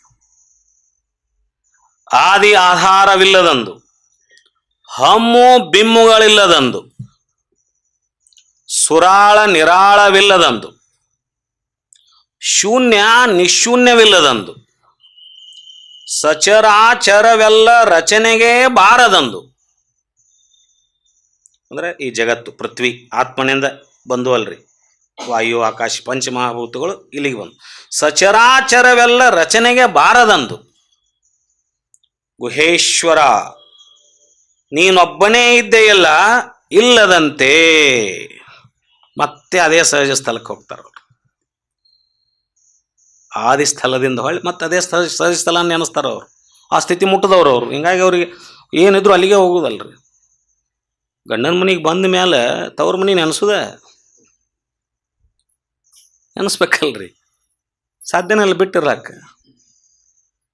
ನೆನಪಿಟ್ಕೊಂಡಿದ್ರೆ ತವ್ರ ಮನೆ ಯಾವುದು ಅಂತಂದು. ತವ್ರ ಮನೆ ಮರ್ತು ಹೋಗಿತ್ತಂದ್ರೆ ಹೇಳಾಕ ಬರುದಿಲ್ಲ. ಒಳಗೆ ತೊಳಲಾಟಿರ್ತೈತಿ, ಏನೋ ಕಳ್ಕೊಂಡೇನೋ ತೊಳಲಾಟಿರ್ತೈತಿ, ಹೇಳಾಕ ಬರಂಗಿಲ್ಲ. ಅಲ್ಲಿ ಬವಣೆ ಐತಿ ನಮಗೆ. ನೆನಪಾತಂದ್ರೆ ನಮ್ಮೂರು ಯಾವ್ದಂತ, ನಮ್ಮವ್ ಯಾವಂತ, ನಮ್ಮಪ್ಪ ಯಾವಂತ ನೆನಪಾತು, ನಮ್ಮೂರು ಯಾವ್ದಂತ, ನನ್ನ ಮನಿ ಯಾವ್ದಂತ ನೆನಪಾದ್ರೆ ಪಟ್ನ ಹೋಗ್ಬಿಡ್ತೇನೆ ನಾ ಅಲ್ಲಿಗೆ. ಹೋದ್ನ ಮುಗಿತಲ್ಲ, ಆರಾಮಿರ್ತೀನಿ. ಹೋಗ್ಲಿಕ್ಕೆ ನೆನಪಾಗವಲ್ದು. ಇಲ್ಲೇ ಸುತ್ತಾಡಿ ಅಲ್ಲೆರ ಸಿಗತೈತನೋ, ಇಲ್ಲೆರ ಸಿಗತೈತನೋ, ಇಲ್ಲೆರ ಆನಂದ ಆಕೈತನೋ, ಅಲ್ಲೆರ ಆನಂದ ಆಕೈತನೋ ಅಂತ ಹಂಗ ಬದುಕು ಮಾಡ್ಕೊಂತ ಹೊಂಟೇವಿ. ಗೊತ್ತು ಗುರಿ ಇಲ್ಲ, ಎಲ್ಲಿಂದ ಬಂದೇವೆ ಅಂತ ಗೊತ್ತಿಲ್ಲ, ಏನು ಕಳ್ಕೊಂಡೇವೆ ಅಂತ ಗೊತ್ತಿಲ್ಲ, ಬಟ್ ಹುಡ್ಕಾಕತ್ತೇವಿ.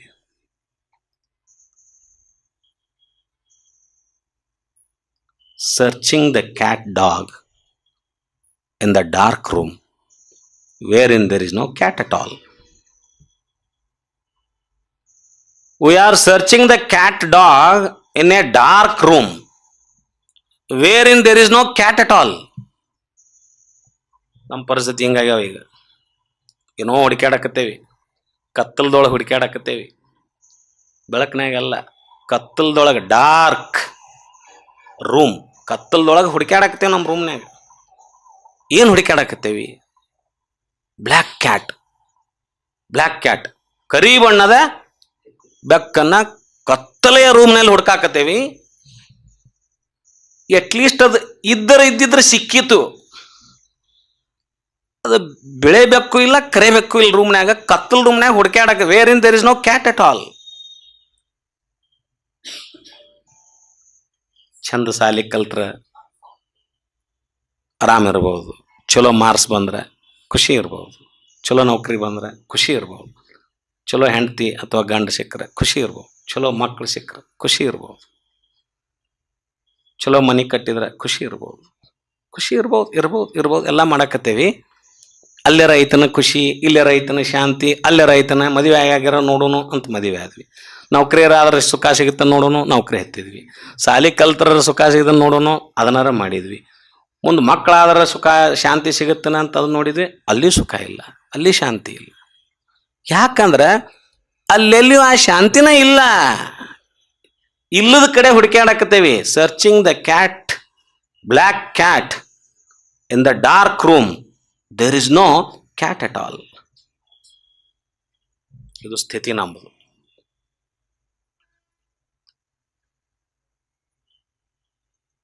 ಈ ಸಚರಾಚರವೆಲ್ಲ ರಚನೆಗೆ ಬಾರದೊಂದು ಗುಹೇಶ್ವರ ನೀನೊಬ್ಬನೇ ಇದ್ದೆಯಲ್ಲ, ಇಲ್ಲದಂತೆ your presence was very much there like absence.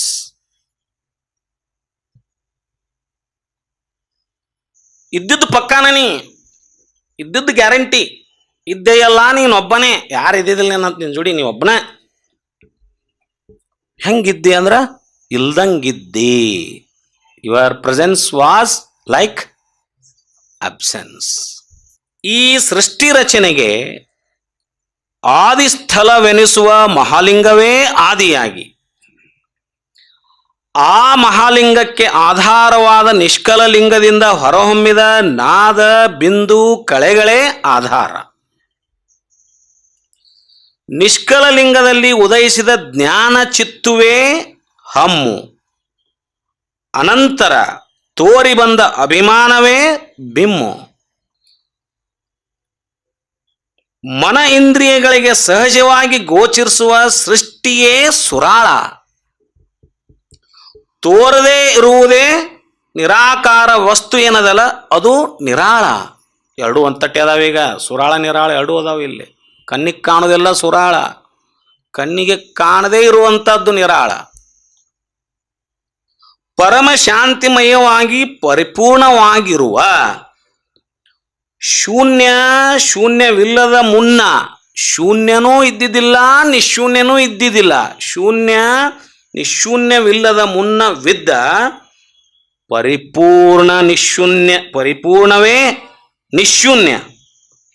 ಇವಾವೂ ಏನೂ ಇರಲಿಲ್ಲ, ತಾನೊಂದೇ ಇದ್ದು ನಿರಂಜನಮಯವಾಗಿ ಆನಂದದಲ್ಲಿ ತನ್ಪಾಡಿಗೆ ತಾಯಿತ್ತು ಅಂತಕ್ಕಂಥದ್ದು ಈ ವಚನದ ತಾತ್ಪರ್ಯ. ಇಲ್ಲಿ ನಿರವಯ ಸ್ಥಳಕ್ಕೆ ಒಂದು ವಚನದ, ತಂದೆ ಇಲ್ಲದ, ತಾಯಿ ಇಲ್ಲದ, ಹೆಸರಿಲ್ಲದ. ಸುಮ್ಮ ವಚನ ಓದಿಬಿಡ್ತೇನೆ.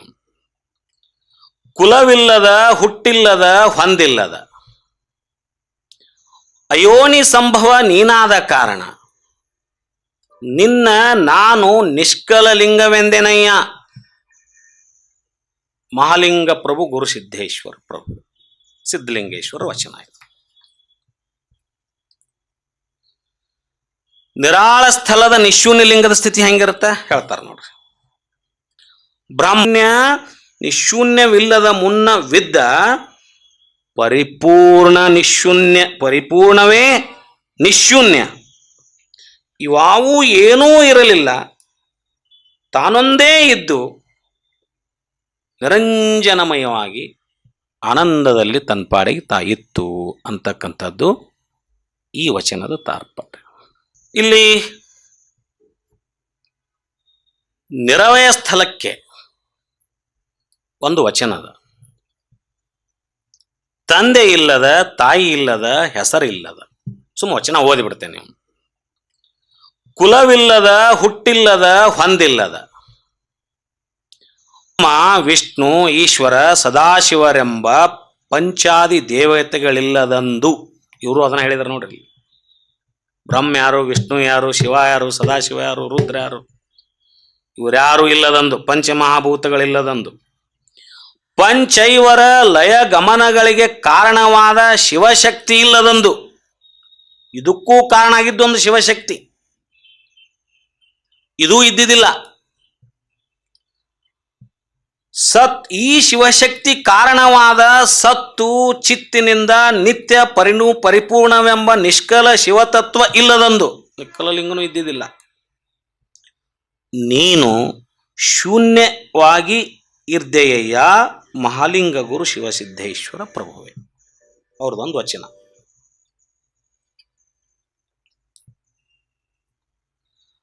ಅನಾದಿ ಪರಶಿವ ತತ್ವದಿಂದ ಚಿತ್ತು ಉದಯವಾಯಿತು. ಆ ನಿರ್ಮಲ ಮಹಾಜ್ಞಾನ ಚಿತ್ ಸ್ವರೂಪವೇ ಬಸವಣ್ಣ. ಆ ಬಸವಣ್ಣನಿಂದ ನಾದ ಬಿಂದು ಕಳೆ, ಆ ನಾದ ಬಿಂದು ಕಳೆ ಸಮರಸವಾಗಿ ಅಖಂಡ ಪರಿಪೂರ್ಣ ಗೋಳಾಕಾರ ತೇಜೋಮೂರ್ತಿ ಲಿಂಗ ಸ್ವರೂಪವಾಯಿತು ನೋಡ. ಆ ಮಹಾಲಿಂಗದಿಂದ ಪಂಚ ಸಾದಾಖ್ಯ ಮೂರ್ತಿಯಾಯಿತು. ಪಂಚ ಸಾದಾಖ್ಯ ಅಂದ್ರೆ ಮತ್ತೆ ಇವರ ಬಂದರು, ಬ್ರಹ್ಮ ವಿಷ್ಣು ಇವರೆಲ್ಲ ಬಂದರು, ಆಕಾಶ ತತ್ವ ಎಲ್ಲ ಬಂತು. ಇದು ಕಾರಣ. ಅನಾದಿ ಶರಣ ಅಂದ್ರೆ ಬಸವಣ್ಣ, ಅನಾದಿ ಶರಣ ಆದಿಲಿಂಗವೆಂದೇ ಬಸವಣ್ಣನಿಂದ ಲಿಂಗ ಉದಯವಾದ ಕಾರಣ ಮಹಾಲಿಂಗ ಗುರು ಶಿವ ಸಿದ್ದೇಶ್ವರ ಪ್ರಭುವೇ. ಇವರು ಅದನ್ನ ಹೇಳಿದರು. ಯಡಿಯೂರು ಸಿದ್ಧಲಿಂಗೇಶ್ವರ ವಚನ ಭಾಳ ಅದ್ಭುತ ಅದಾವ್ರಿ. ಶೂನ್ಯ ತತ್ವದ ಮೇಲೆ ಭಾಳ ಅದ್ಭುತವಾದ ಮಾತುಗಳನ್ನು ವಚನಗಳನ್ನು ನಮ್ಗೆ ಕೊಟ್ಟು ಹೋಗಿದ್ದಾರೆ. ಇನ್ನು ಇದೆಲ್ಲವೂ ಅಲ್ಲಿಂದ ಇಲ್ಲಿ ಹುಟ್ಟಿ ಬಂದು, ಇಲ್ಲಿ ಹುಟ್ಟಿ ಬಂದ ಮೇಲೆ ಇದು ಬ್ರಹ್ಮಾಂಡ ಆಯಿತು. ಈ ಬ್ರಹ್ಮಾಂಡ ತತ್ವಗಳಲ್ಲಿ ಏನೇನು ಅದಾವಲ್ಲ ಪಂಚಮಹಾಭೂತಗಳು, ಇವೆಲ್ಲ ಶರೀರದಲ್ಲಿ ಬಂದು ಅದು ಬ್ರಹ್ಮಾಂಡ, ಅದು ದೊಡ್ಡ ಪ್ರಮಾಣದ ಮ್ಯಾಕ್ರೋ ಲೆವೆಲ್ನಾಗ ಇರೋದು. ಈ ಶರೀರದಲ್ಲಿ, ಈ ಶರೀರ ಮೈಕ್ರೋ ಲೆವೆಲ್ನಲ್ಲಿ ಸಾಕಾರ ರೂಪವಾಗಿ ಬಂದದ್ದು. ಸಚರಾಚರವೆಲ್ಲ ಅಂದ್ರಲ್ಲ, ಆ ಸಚರಾಚರವೆಲ್ಲದಲ್ಲಿ ಈ ಎಲ್ಲ 5 ತತ್ವಗಳು ಅಡಗ್ಯಾವು.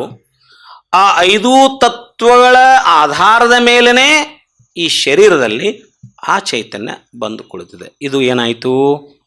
ನಿರಾಕಾರ ಸ್ಥಿತಿಯಿಂದ ಸಾಕಾರ ಸ್ಥಿತಿ, ಸಾಕಾರ ರೂಪದಲ್ಲಿ ಜಗತ್ತಿಗೆ ತೋರ್ಪಡಲಿಕ್ಕೆ ಆದಂತಹ ಒಂದು ಸ್ಥಿತಿ. ಆವಾಗ ಆ ಲಿಂಗ, ಆ ಮಹಾಲಿಂಗ, ಆ ಮಹಾಲಿಂಗದಿಂದ ಅಲ್ಲಿವರೆಗೆ ಒಂದಾಗಿತ್ತದು, ಒಂದೇ ಇತ್ತು. ತನ್ನ ಸ್ವಲೀಲಾ ಆನಂದಕ್ಕಾಗಿ ಅದೇನಾಯಿತು? ಒಂದು ಸ್ವಲ್ಪ ಬೇರ್ಪಡ್ತು. ಅದು ಮಹಾಲಿಂಗ ಆಯಿತು, ಅದು ಮಹಾತತ್ವ ಆಯಿತು, ದೊಡ್ಡದಿದ್ದು. ಇಡೀ ಜಗತ್ ಸೃಷ್ಟಿಗೆ ಕಾರಣಕರ್ತ ಆಗಿರ್ತಕ್ಕಂಥ ಆ ಮಹಾಚೈತನ್ಯ, ಆ ಮಹಾಚೈತನ್ಯದ ಒಂದು ಅಂಶ ಎಲ್ಲ ಜೀವರಾಶಿಗಳಲ್ಲಿ ಬಂದು ಬಂದು ಬಂದು ಕಣವಾಗಿ ಅನುರೂಪದಲ್ಲಿ ಬಂದು ಈ ಶರೀರದಲ್ಲಿ ವಾಸ ಮಾಡಲಿಕ್ಕೆ ಪ್ರಾರಂಭ ಆಯಿತು. ಅಂತರಂಗದಲ್ಲಿ ಅರಿವಾದೊಡೇನು, ಬಹಿರಂಗದಲ್ಲಿ ಕ್ರಿಯೆ ಇಲ್ಲದ ನಕ್ಕರ. ಅದು ಅದೇ ಸ್ಥಿತಿಯಲ್ಲಿದ್ದು ಜ್ಞಾನ ಬಂತು, ಚಿತ್ತು ಬಂತು. ಆ ಸ್ಥಿತಿಗೆ ಆದಿ ಸ್ಥಳದಲ್ಲಿ ಆ ಮಹಾಲಿಂಗ ಸ್ಥಿತಿಯಲ್ಲಿ ಚಿತ್ತು ಬಂತು, ನಾದ ಬಿಂದು ಕಳ ಬಂತು, ಎಲ್ಲ ಬಂತು, ಅರಿವಾಯಿತು. ತನ್ನ ಗರ್ಭದೊಳಗೆ ಇಟ್ಕೊಂಡು ಕುಂತೈತಿ. ಅದು ಪ್ರಕಟ ಆಗದೆ ಅದು ಕ್ರಿಯಾರೂಪಕ್ಕೆ ಬರದೇ ಹೋದ್ರೆ ಏನು ಉಪಯೋಗ? ಅಂತರಂಗದಲ್ಲಿ ಅರಿವಾದೊಡೇನು, ಬಹಿರಂಗದಲ್ಲಿ ಕ್ರಿಯೆ ಇಲ್ಲದನ್ನ.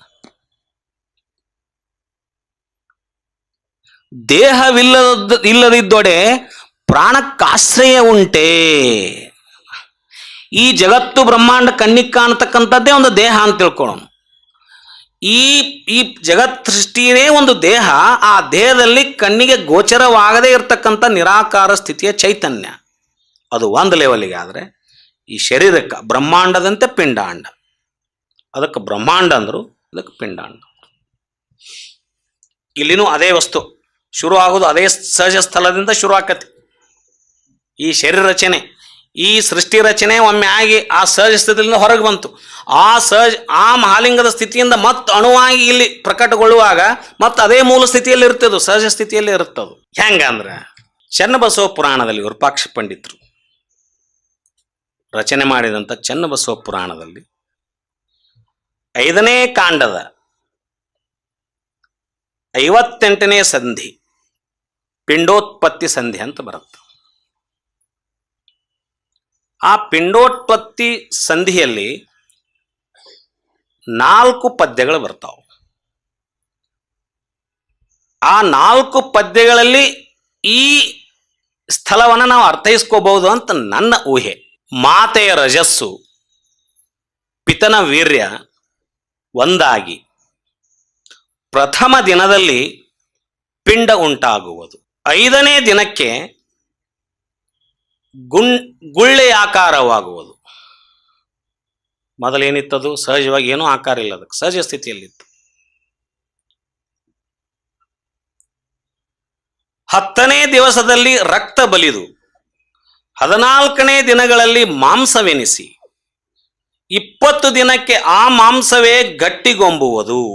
25 ದಿವಸಕ್ಕೆ ಅವಯವಗಳು ಅಂಕುರವಾಗಿ ಬೆಳೆಯೋದಿಲ್ಲ, ಅವಯವಗಳು ಅಂಕುರ ಆಗ್ತಾವೆ 25ನೇ ದಿವಸಕ್ಕೆ ತಾಯಿ ಗರ್ಭದಲ್ಲಿ.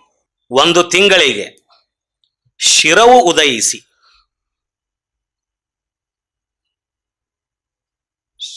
ಶಿರ ಬರುತ್ತೆ ಫಸ್ಟ್, ಆಕಾಶ ತತ್ವ.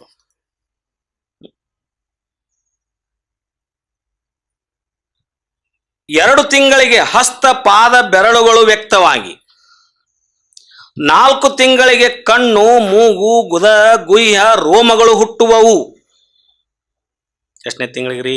2ನೇ ತಿಂಗಳು. 4ನೇ ತಿಂಗಳು. 5ನೇ ತಿಂಗಳಿಗೆ ನವದ್ವಾರಗಳು ಜಠರವು ಇಂಬಾಗುವವು. ಬರ್ತಾವು, ಇಂಬಾಗ್ತಾವ. 6ನೇ ತಿಂಗಳಿಗೆ ನಖ ಕೇಶಗಳು ಮೊಳೆಯುವವು. ಮುಖ ಮತ್ತು ಕೇಶ. 7 ತಿಂಗಳಿಗೆ ಅವಯವಾದಿಗಳು ಬಲಿದು ಎಲ್ಲ ಅವಯವಗಳು ಗ್ರೋತ್ ಆಗ್ತಾವ. ತಾಯಿಯುಂಡ ಅನ್ನ ರಸವು ಗರ್ಭದಲ್ಲಿರೋ ಶಿಶುವಿಗೆ ಆಹಾರ ತಾಯಿ ಮುಖಾಂತರ ಸೇರೋದು ಯಾವಾಗಂದ್ರೆ 7ನೇ ತಿಂಗಳಿಗೆ. ತಾಯಿಯುಂಡ ಅನ್ನರಸವು ನಾಭಿ ಸೂತ್ರದ ಮೂಲಕ ಶಿಶುವಿನ ಉದಕದೊಳಗೆ ಇಳಿಯುವುದು. ಇದು ಕರ್ಣಸಿಗೆಯಲ್ಲಿ ಬರ್ತಾರೆ. ಈಗಿನ ಸೈನ್ಸ್ಗೆ ಇನ್ನೂ ಸೈನ್ಸ್ ನಡೆದೈತಿ, ಬಟ್ ಅವಾಗ ಶರಣರು ಹೆಂಗೆ ಹೇಳಿದಾರೆ ನೋಡ್ರಿ. 8ನೇ ತಿಂಗಳಿಗೆ ಜಾತಿ ಸ್ಮರಣೆಯು, ಜಾತಿ ಅಂದ್ರೆ ಈ ಜಾತಿ ಎಲ್ಲ ನಾವು ಮಾಡ್ಕೊಂಡದ್ದು, ಜಾತ ಹುಟ್ಟಿನ ಸ್ಮರಣೆ ಬರ್ತದೆ. ಅವಾಗ 8ನೇ ತಿಂಗಳಿಗೆ ಅದಕ್ಕೆ ಹುಟ್ಟಿನ ಸ್ಮರಣೆ ಬರುತ್ತೆ. 8ನೇ ತಿಂಗಳಿಗೆ ಜಾತಿ ಸ್ಮರಣೆಯು ಸುಜ್ಞಾನವೂ ಉಂಟಾಗುವುದು. ಸುಜ್ಞಾನ ಇರ್ತ ಮೊದಲ, ಬರೇ ಜ್ಞಾನ ಅಲ್ಲ ಅಜ್ಞಾನ ಅಲ್ಲ, ಸುಜ್ಞಾನನೇ ಇರ್ತೈತಿ. ತಾಯ ಗರ್ಭದೊಳಗಿರುವ ವೇಳೆಯಲ್ಲಿ ನಾನು ಹೌದಾ ಏನು ಬೇಡ್ಕೊಂಡು ಬಂದೆ, 8ನೇ ತಿಂಗಳಿಗೆ ಅನುಭವ ಚಾಲೂ ಆಗುತ್ತೆ. ಅದಕ್ಕೆ ಪಾ ಏನು ತಂದೆಯೋ ಇದು, ನನಗೆ ಸ್ವಾತಂತ್ರ್ಯ ಇಲ್ಲ, ದೌಡು ನಿನ್ನನ್ನು ಧ್ಯಾನ ಮಾಡಿ ನಾನು ಈ ಭೂಮಿಗೆ ಹೋದ ಮೇಲೆ ನಿನ್ನ ಒಂದು ಕ್ಷಣನೂ ಮರೆಯುವುದಿಲ್ಲ, ನಿನ್ನ ಬಿಟ್ಟು ನಾ ಆಗಲೋದಿಲ್ಲ ಅಂತ ಸುಜ್ಞಾನದ ಸ್ಥಿತಿಯಲ್ಲಿದ್ದಾಗ ಆ ಶಿಶು ತಾಯಿ ಗರ್ಭದಲ್ಲಿ ಹೇಳ್ತಿರ್ತೈತ. 9 ತಿಂಗಳಿಗೆ ಶಿವಧ್ಯಾನ ಪರವಾಗಿ ಗುರು ಕರುಣದಿಂದ ಜನಿಸಿದೆನು. ಮುಗಿದಲಿನ್ನ ಅದು. ಶಿವಧ್ಯಾನ ಪಾರಾಯಣನಾಗಿ ಮುಕ್ತವಾಗುವೆನೆನುತ್ತಿರಲು ನೆನೆಸ್ತಿರ್ತಾನ. ಮುಕ್ತಾಕಿನ್ನ ಹೋದಣ ಅವನು ಮರೆಯುವುದಿಲ್ಲ.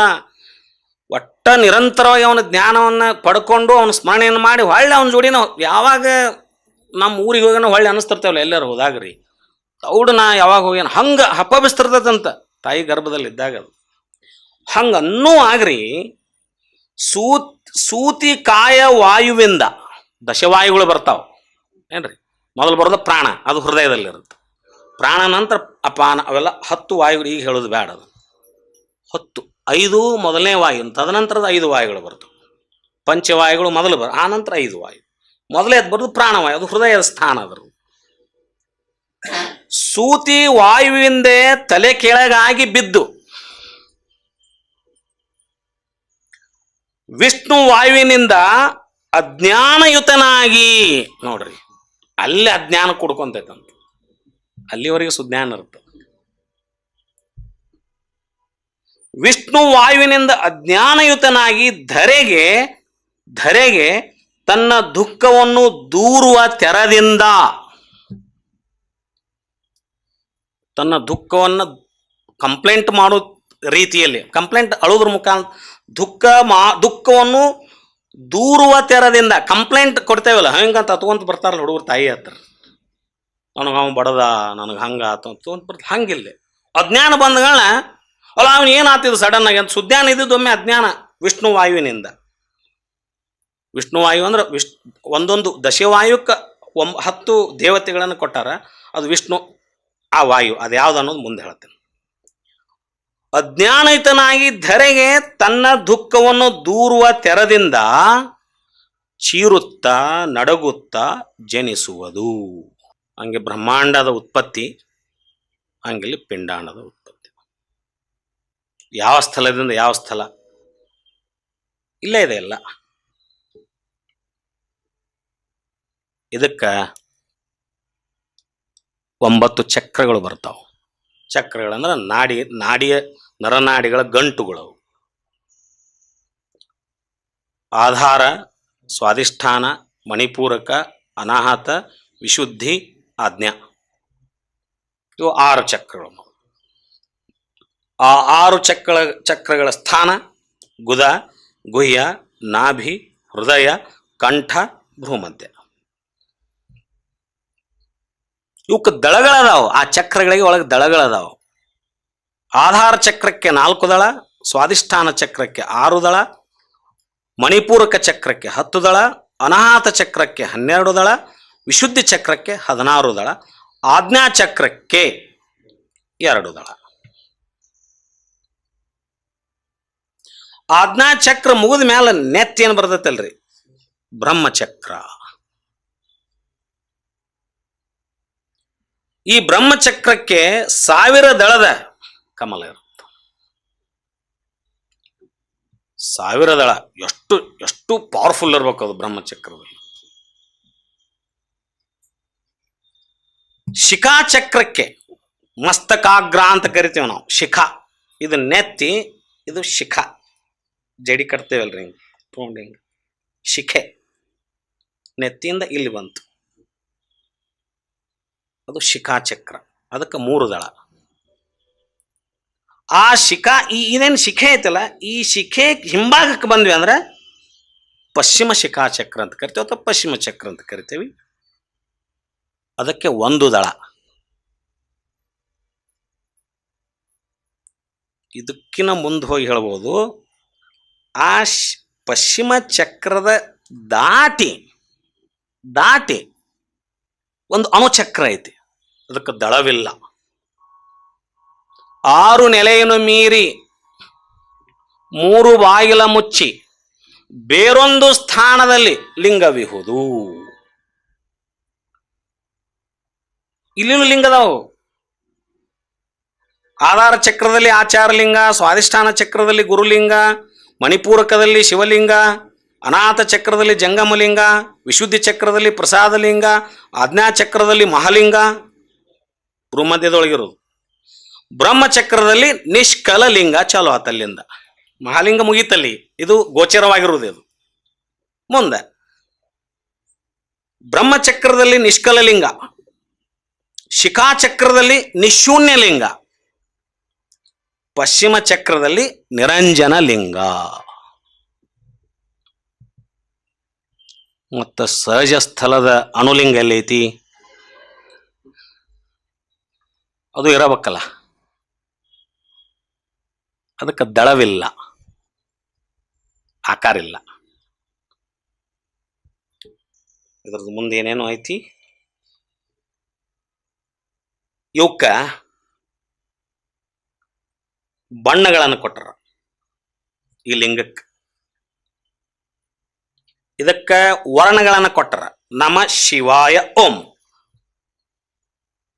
ಇವು 6 ಚಕ್ರಕ್ಕೆ. ನಮ್ಮ ಆಧಾರ ಚಕ್ರದ ಹೊಳೆ ರಿಪೀಟ್ ಮಾಡೋದಿಲ್ಲ ನಾವು. ಹೊಳೆ ಎಲ್ಲಿಗೆ ಬರ್ತೈತಿ, ಆಜ್ಞಾ ಚಕ್ರದವರೆಗೆ ಮಹಾಲಿಂಗಕ್ಕೆ ಬಂದಾಗ ಓಂ ಆಯ್ತು. ಮುಂದೆ 7, 8, 9 ನಿಷ್ಕಲ ಲಿಂಗ, ನಿಶೂನ್ಯಲಿಂಗ, ನಿರಂಜನ ಲಿಂಗಕ್ಕ ಅ ಉ ಮ ಮತ್ತು ಬ ಕ್ಷ ಹ ಅಂತ ಹೇಳ್ತಾರ ವರ್ಣಗಳು, ಅಕ್ಷರಗಳು. ಇದರ ಜೊತೆಗೆ ಇದಕ್ಕೆ ಬಣ್ಣ ಐತಿ, ಕಲರ್ಸ್ ಅದಾವ. ಇಲ್ಲಿ ಇವೆಲ್ಲ ರೂಪುಗೊಳ್ಳಕ್ಕೆ ಬಂದು ಅಲ್ಲಿ. ಆಧಾರ ಚಕ್ರಕ್ಕೆ ಈ ಆಚಾರಲಿಂಗ ಐತಲ್ಲ, ಈ ಆಚಾರಲಿಂಗಕ್ಕೆ ಹಳದಿ ಬಣ್ಣ ಐತಿ. ಪೀತ, ಶ್ವೇತ, ಹರಿತ, ಹಳದಿ, ಬಿಳಿ, ಹಸಿರು, ಮಾಂಜಿಷ್ಟ ರಕ್ತ, ಕೆಂಪು ರಕ್ತ, ಕಪೋತ, ನೀಲಿ. ಇವು 6 ಅದು. ಹಳದಿ, ಬಿಳಿ, ಹಸಿರು, ಕೆಂಪು, ನೀಲಿ. ಹೌದಾ? ಮುಂದೆ ಮಾಣಿಕ್ಯ ವರ್ಣ 6ನೇದ್ದು. ಬ್ರಹ್ಮಚಕ್ರದಲ್ಲಿ ಆಜ್ಞಾ ಚಕ್ರದಲ್ಲಿ ಮಾಣಿಕ್ಯ ವರ್ಣ ಇರ್ತದೆ. ಮುಂದ ಜ್ಯೋತಿವರ್ಣ, ಮಹಾಜ್ಯೋತಿವರ್ಣ. ನೋಡ್ರಿ, ಪಶ್ಚಿಮ ಶಿಖಾಚಕ್ರದಲ್ಲಿ ಯಾವ ಬಣ್ಣ ಇರ್ತೈತೆ ಅಂದ್ರೆ ಅಗಣಿತ ಮಹಾಜ್ಯೋತಿವರ್ಣ. ಜ್ಯೋತಿವರ್ಣ, ಮಹಾಜ್ಯೋತಿವರ್ಣ. ಶಿಖಾಚಕ್ರಕ್ಕೆ ಜ್ಯೋತಿವರ್ಣ ಅದು ನಿಶೂನ್ಯಲಿಂಗ. ಬ್ರಹ್ಮಚಕ್ರಕ್ಕ ಜ್ಯೋತಿವರ್ಣ, ಶಿಖಾಚಕ್ರಕ್ಕ ಮಹಾಜ್ಯೋತಿವರ್ಣ, ಪಶ್ಚಿಮ ಚಕ್ರಕ್ಕ ಅದು ನಿರಂಜನಲಿಂಗ. ಅದಕ್ಕೆ ಅಗಣಿತ ಮಹಾಜ್ಯೋತಿ. ಅಗಣಿತ ಮಹಾಜ್ಯೋತಿ ಮ್ಯಾಲ ಐತಿ, ಅದು ಪ್ರಮಾಣ ಮಾಡಬಹುದು ಅಂತದ. ಇದಕ್ಕ ಅಗಣಿತ ಮಹಾಜ್ಯೋತಿ ವರ್ಣ. ಅದಕ್ಕೆ ನಾವೇನಂತ ಕೇಳಿದ್ವಿ? ಅಪರಿಮಿತ ಕತ್ತಲೆಯೊಳಗೆ ವಿಪರೀತದ ಬೆಳಕು. ಇಲ್ಲಿ ಐತದು. ಆ ವಿಪರೀತದ ಬೆಳಕು ಎಲ್ಲಿ ಐತಿ? ಪಶ್ಚಿಮ ಶಿಖಾಚಕ್ರದಲ್ಲಿ ಐತಿ. ಅಲ್ಲಿ ಏನಿದೆಯೋ ಎಲ್ಲಿಯೋ ಅದ ಇದೆ. ಒಟ್ಟಾರೆಯಾಗಿ ಶೂನ್ಯ ಅಂದ್ರೆ ಏನು ಅಂತ ತಿಳ್ಕೊಳ್ಳಿಕ್ಕೆ ಸಾಧ್ಯವಿಲ್ಲ, ತಿಳಿಸ್ಲಿಕ್ಕೂ ಸಾಧ್ಯ ಇಲ್ಲ. ತಿಳಿಯೋ ಮಾತು ಅಲ್ಲ, ತಿಳಿಸೋ ಮಾತು ಅಲ್ಲ.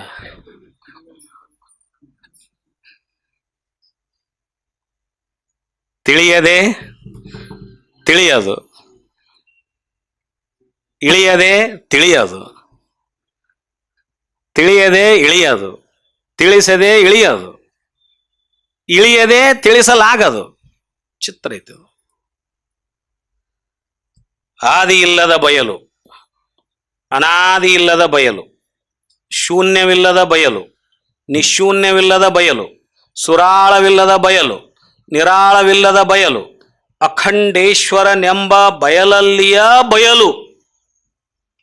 ಅಖಂಡೇಶ್ವರನೆಂಬ ಬಯಲಲ್ಲಿಯೇ ಬಯಲು, ಬಯಲಲ್ಲಿಯ ಬಯಲು.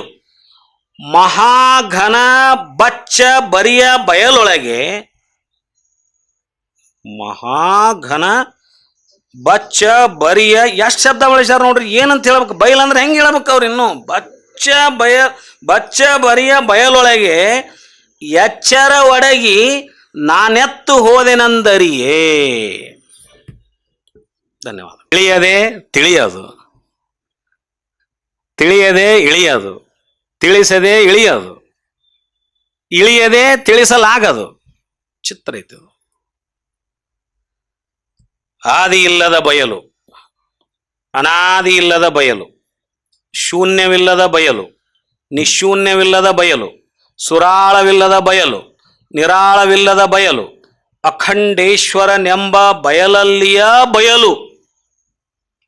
ಅಖಂಡೇಶ್ವರನೆಂಬ ಬಯಲಲ್ಲಿಯೇ ಬಯಲು, ಬಯಲಲ್ಲಿಯ ಬಯಲು. ಮಹಾಘನ ಬಚ್ಚ ಬರಿಯ ಬಯಲೊಳಗೆ, ಮಹಾಘನ ಬಚ್ಚ ಬರಿಯ. ಎಷ್ಟು ಶಬ್ದ ಬಳಸ್ಯಾರ ನೋಡ್ರಿ. ಏನಂತ ಹೇಳ್ಬೇಕು? ಬಯಲ್ ಅಂದ್ರೆ ಹೆಂಗೆ ಹೇಳ್ಬೇಕು ಅವ್ರು? ಇನ್ನು ಬಚ್ಚ ಬರಿಯ ಬಯಲೊಳಗೆ